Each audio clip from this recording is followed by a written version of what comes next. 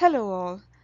Garamond was chosen for this documentary due to its profound impact on the history of print. As one of the oldest and most enduring typefaces, Garamond embodies centuries of typographic tradition and craftsmanship. Its elegant design, attributed to Claude Garamond in the 16th century, has stood the test of time and continues to be revered by designers and typographers worldwide.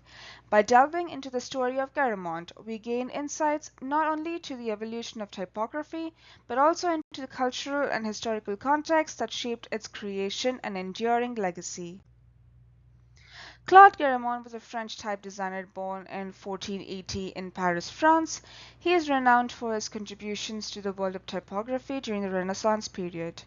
Garamond initially trained as a punch cutter, a skilled craftsperson responsible for creating the metal punches used to stamp letters onto printing plates.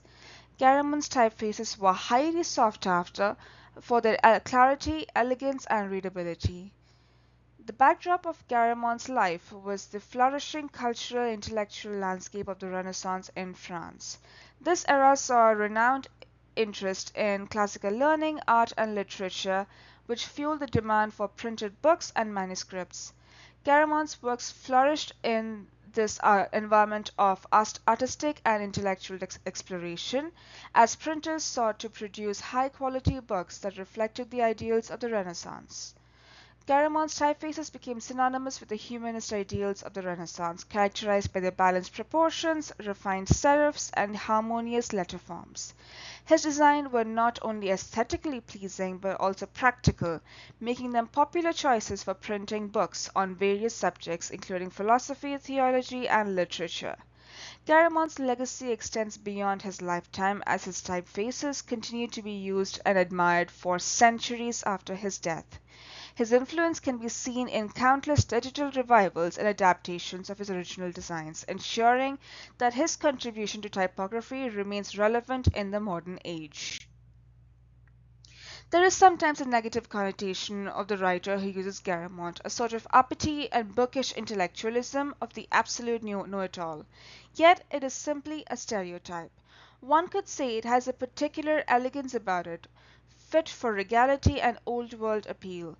While it appears somewhat baroque in a world of sans serif typography preferences, it has its place.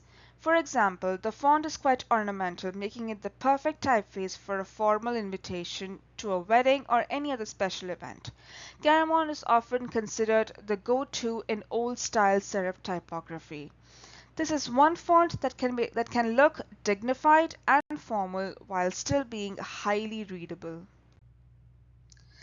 Description of the design characteristics of Garamond are so and so forth.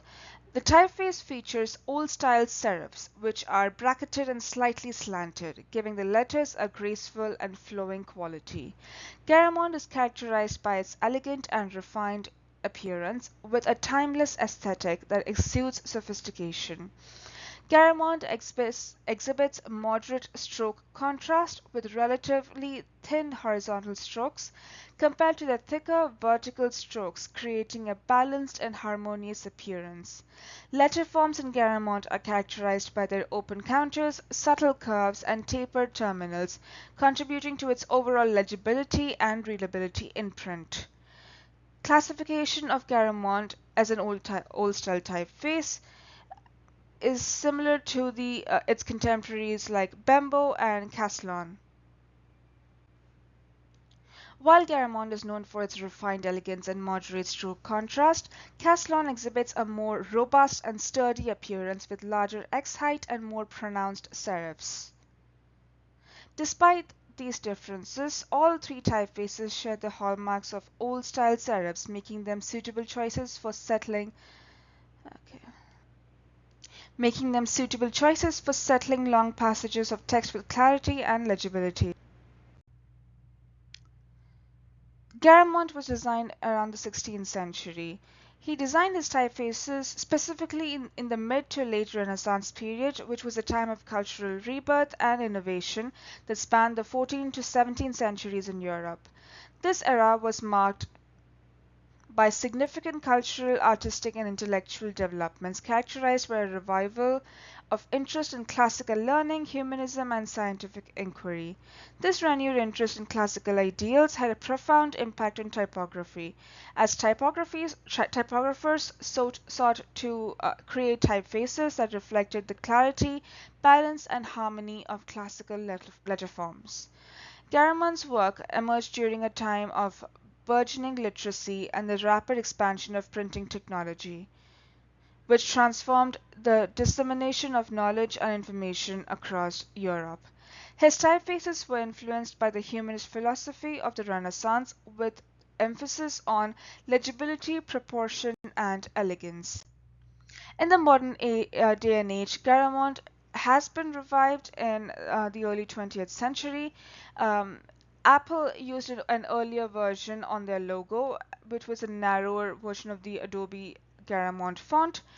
American print editions of Hunger Games and the Harry Potter series all use Garamond typeface as well. Shakespeare's works published by J.M. Dent in London and E.P. Dutton and Co. in New York all use the same typeface. Earlier logos of Rolex and Tiffany and Co. used a modified version of it, but Tiffany's now uses Sterling by Hoffler Type Foundry. Almost all companies publishing as well as museums and otherwise who once used Garamond in earlier times now seem to express a preference to move on to much more modern fonts that look better on a screen, which is something Garamond seems to struggle with. Thank you.